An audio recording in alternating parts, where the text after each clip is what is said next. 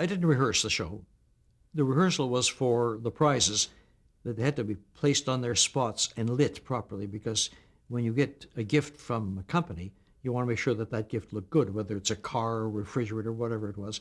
So the rehearsal was held during the daytime for the crew, for the director to be able to place all the prizes behind the doors, in the boxes, so on, in proper order. So I didn't have to rehearse the show.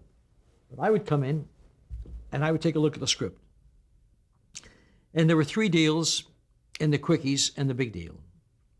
And I take a look at this. This is a 3-person deal. Pass the wallets, okay. This one was price the things right, okay. And I knew the deal's cold, so I said, fine. I knew what they were. I didn't have to know,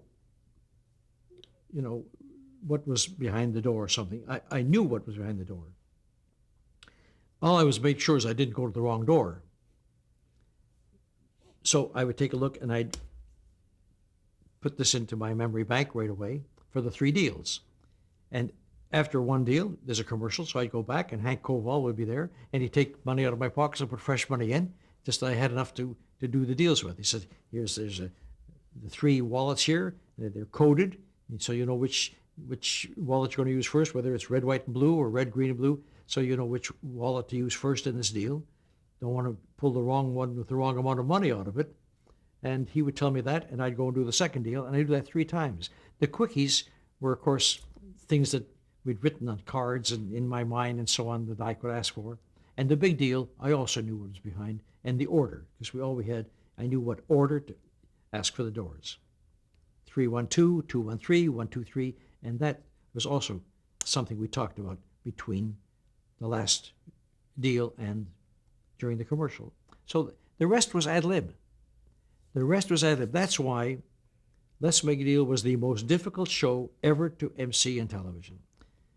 How do I know that? From my own personal experience, and when I was ill on a couple occasions, and my friends Jeff Edwards, or Dennis James, or Bill Layden, or Tom Kelly were the 4 people who did a couple of shows for me over the 4,700. They would call me afterwards and say, please, this is the toughest show. How do you do this show? So many things to know, and the pace and of the, because this is my game. I'm like a quarterback. I know the plays. I've played in it. This is my field. This is my area. I was a play-by-play announcer.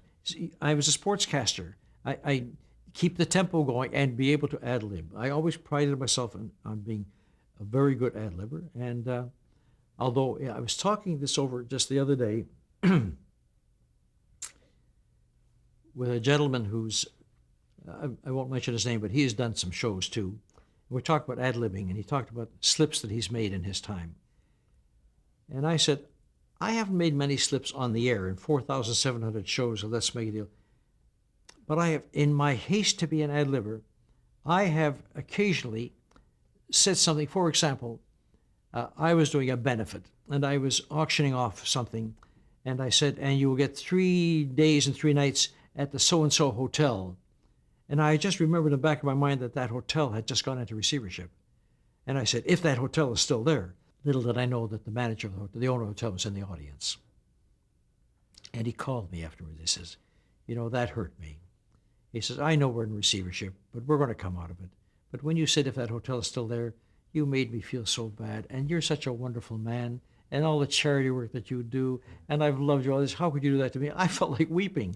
But when you're ad-libbing, sometimes you go for the joke, and you don't realize that you hurt somebody. Now, I've done thousands and thousands of shows, but I don't hurt anybody.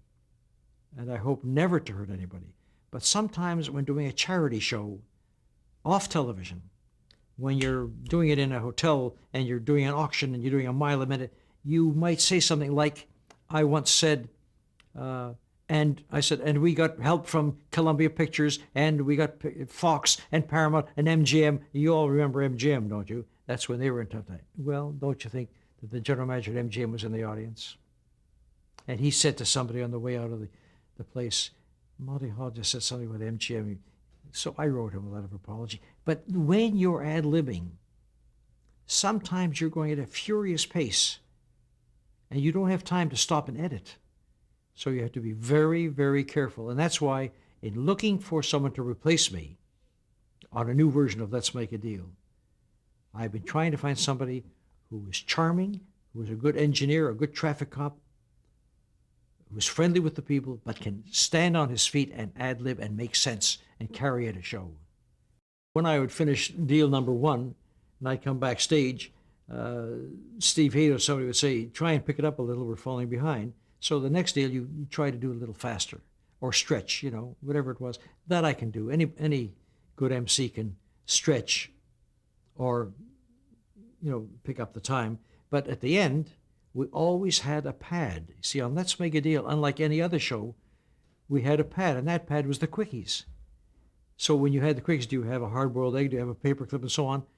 You did either 1 or 2 or 3 or 4, depending on what the time was.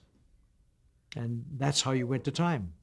And you always got the fist that says, time's up, don't do any more.